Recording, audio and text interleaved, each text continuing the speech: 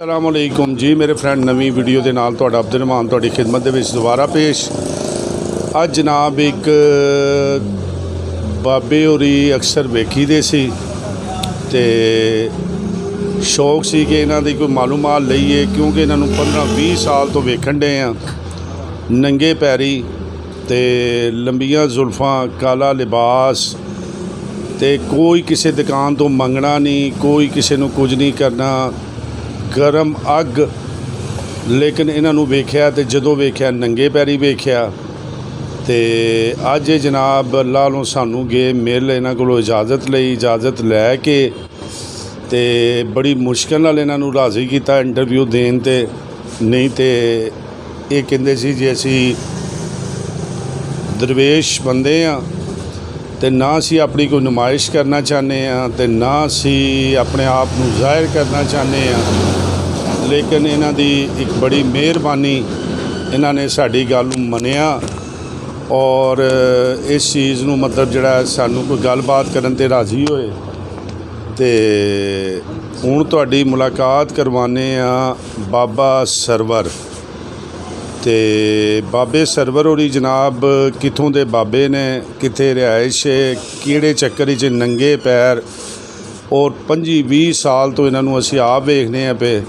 आओ तुहाडी हुण मुलाकात भी करवाना और इन्हां कोलों मालूमात भी लेना ते ये अपने मूँह ही दसणगे। अस्सलाम वालेकुम जी। वालेकुम अस्सलाम जी बाबा जी की हाल है जी? शुक्र है पाक मुहम्मद दी ज़ात दा। अच्छा जी बाबा जी इस लैन च पे हो सारा कुछ, कोई थोड़ी जी अपनी दरवेशी लैन के मतलब सानू दसोगे? कदों दे इस सिलसिले पे हो, किहड़े हिसाब विच हो, सारी डिटेल थोड़ी जी साडे वेखण वालिआं नूं दसो। मैं सरकार साहब शाहबू वाली कलंदर सरकार दा मैं बैत हाँ। हसनी हुसैनी कलंदरी मेरा सिलसिला तो मौला हुसैन बादशाह ने मेरी ड्यूटी लाई है तो मैं ड्यूटी दे रहा अपने मौला दी, हक्का लाल दी ड्यूटी दे रहा। अज तक मैं मंगया किसी को नहीं।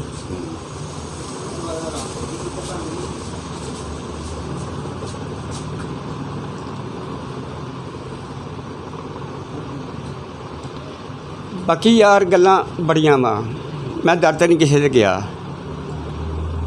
मैं मौला अली दे घर तो बगैर मैं कदी किसी दे अगे झुकिया नहीं अज तक, ना मैं किसी को मंगया। सदका मंगया तो पाक मुहम्मद दी ज़ात दा, मैं किसी दा सदका नहीं मंगया। और इन्नी गर्मी च नंगे पैर, इक्को ही लिबास, इक्को ही कपड़े। बाकी बेटा झूठ तो बड़ा ही झूठ है तो झूठ के नाल झूठ भी खाते हैं लोग। बाकी ना झूठ बोलिया, ना किसी की झूठ खाधी है, ना किसी को तंग किया, ना किसी का हक खाधा। मैनू मौला हुसैन ने दिता तो मैं रोटी खाधी है, ना दबे तो मैं नहीं खानी। मैं अज तक नहीं किसी को मंग के रोटी खाधी। मेरा रिकॉर्ड है 36 साल हो चले हैं, मैनू 2 साल मेरे रह गए ड्यूटी मेरी दे। 36 साल का मेरा जोध आ तो मौला हुसैन बादशाह ने मैनू तोड़िया। मैं पूरी दुनिया ते फिरदा वां नंगे पैरी।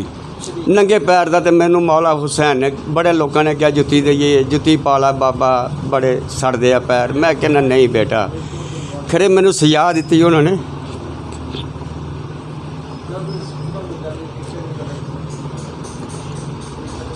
ये मैनू नहीं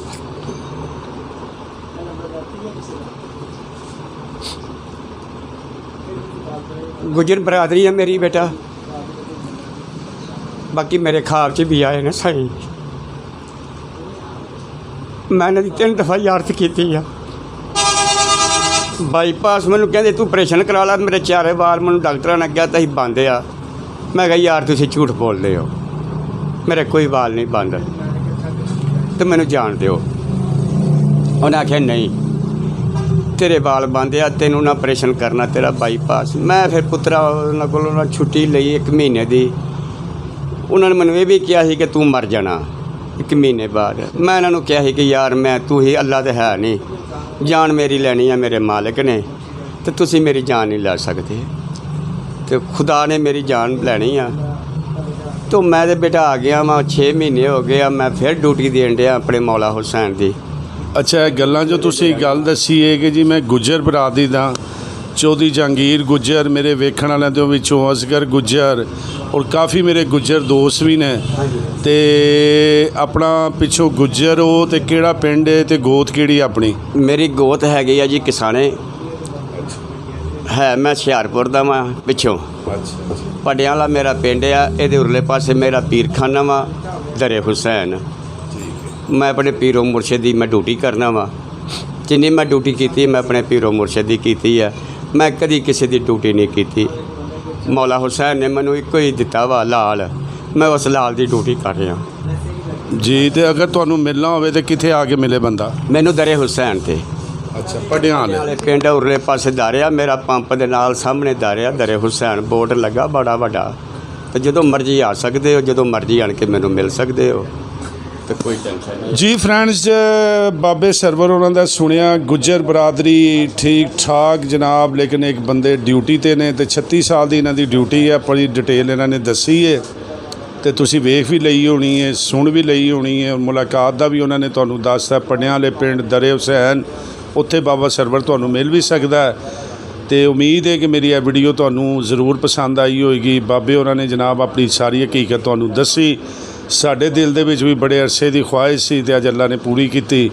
ਤੇ ਇਸ ਵੀਡੀਓ ਨੂੰ ਅਗਰ ਪਸੰਦ ਆਵੇ ਤੇ ਜ਼ਿਆਦਾ ਤੋਂ ਜ਼ਿਆਦਾ ਸ਼ੇਅਰ ਕਰੋ। ਜਿਨ੍ਹਾਂ ਨੇ ਅਜੇ ਤੱਕ ਸਾਡਾ ਚੈਨਲ ਸਬਸਕ੍ਰਾਈਬ ਨਹੀਂ ਕੀਤਾ ਤੇ ਗੁੱਜਰ ਬਰਾਦਰੀ, ਤੁਸੀਂ ਹੁਣ ਮੇਰਾ ਚੈਨਲ ਸਬਸਕ੍ਰਾਈਬ ਕਰ ਲਓ।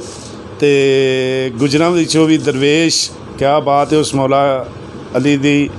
ਤੇ ਮਿਲਦੇ ਹਾਂ ਨਵੀਂ ਵੀਡੀਓ ਦੇ ਨਾਲ। ਅਸਲਾਮ ਅਲੈਕੁਮ।